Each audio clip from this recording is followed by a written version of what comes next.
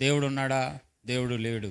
దేవుడు ఎందుకు లేడు అని అంటారు అంటే, దేవుడు లేడు అనడానికి కారణం ఏంటని బైబిల్ చెప్తుంది అంటే, దేవుడు లేడని బుద్ధిహీనులు తమ హృదయంలో అనుకుందురు, వారు చెడిపోయిన వారు అసహ్య కార్యములు చేయుదురు.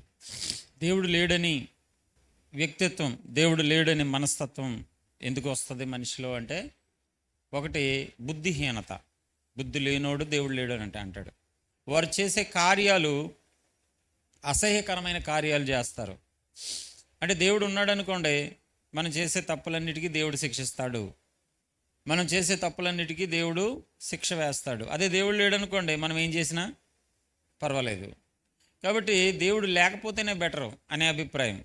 దేవుడు లేకపోతేనే మనం మంచి చేసినా పర్లేదు, చెడు చేసినా పర్లేదు, కొట్టినా పర్లేదు, తిట్టినా పర్లేదు, ఎలా బతికినా పర్లేదు. కాబట్టి దేవుడు లేకపోతే బెటరు. దేవుడు లేడు, దేవుడు లేడు అనేది కొంతమందికి ఇష్టం.